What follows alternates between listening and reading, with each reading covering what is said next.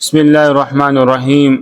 د قرآن مجید فرقان حمید عظمت د قرآن آیاتونو پرانا کې رب العالمین فرمایلی دی چې دا هغه عظیم الشان کتاب دی چې دی کې د شک هیڅ گنجائش نشته دی، او دا د قرآن کریم فرقان حمید د متقین لپاره هدایت دی.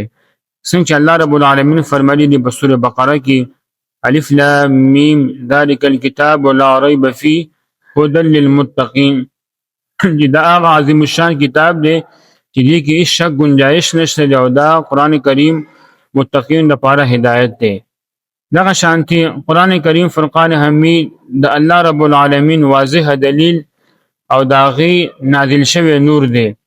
لکه څنګه چې رب العالمین په سوره نساء کې فرمایلی دی یا ایها الناس قد جاءکم برهان من ربکم وانزلنا الیکم نورا مبینا، اے خلقو تاسو ته د الله د طرف نه ښکاره دلیل راغلی دی. وانزلنا الیکم نورا مبینا، او نازل کړی دی مونږه تاسو ته ښکاره نور. دغه شانتي قرآن مجید فرقان حمید د الله نه علاوه بل څوک دا کلام نشي جوړوي شي، خپل طرف نه نشي جوړوي شي. یعنی قرآن مجید فرقان حمید هغه عظیم الشان کتاب دی چې دا د الله نه سوا چې کوم دی بل څوک خپل طرف نه نشي جوړوي شي. لکه څنګه چې رب العالمین په سوره یونس کې فرمایلی دی وما كان هذا القرآن أن يفترى من دون الله ولكن تصديق الذي بين يديه وتفصيل الكتاب لا ريب فيه من رب العالمين. فرمایلی رب العالمین چې دا قرآن داسې کتاب نه دی چې د الله نه سوا بل څوک په دروغ جوړ کی، بلکې دا د پخوانو ولكن تصديق الذي بين يديه، بلکې دا د پخوانو کتابونو تصدیق کوي.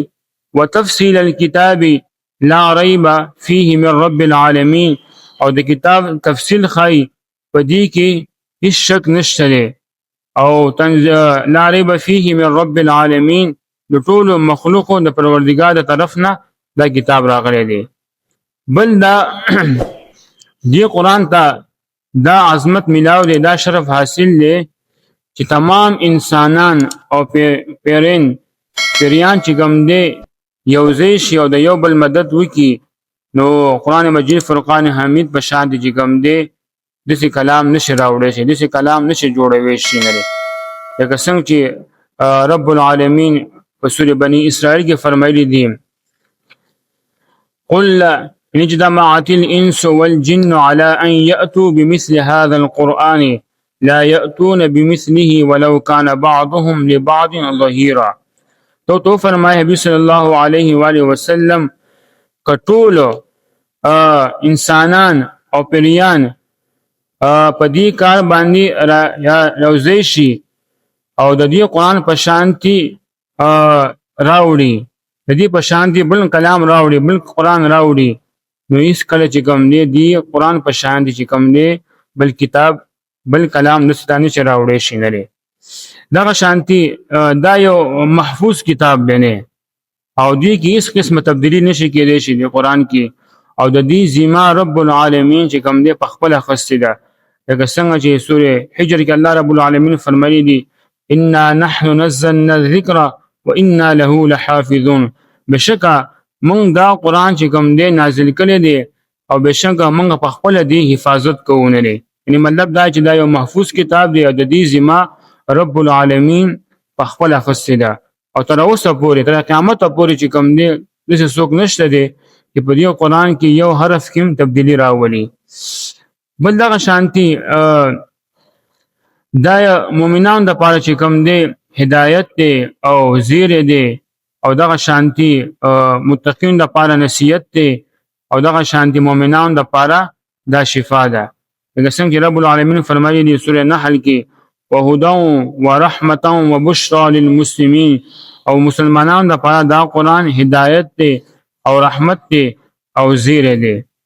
او دغه شانتي دا کتاب چې کوم دی د خلکو د پاره بیان دی، او دغه شانتي هدایت او متقین د پاره نصیحت دی. لکه څنګه چې رب العالمین په سورة آل عمران کې فرمایلی دي هذا بیان للناس وهدى ورحمة دغه شان دي هذا بیان للناس وهدى وموعظة للمتقين چې دا د خلکو لپاره یو بیان او دغه شان دي رهنو هدایت دی او دغه شان دي متقین لپاره یو نصیحت دی. الله رب العالمین یې موږ ته په دې قرآن مجید فرقان حمید باندې د عمل کولو توفیق را نصیب کړي. وما علينا الا البلاغ المبين.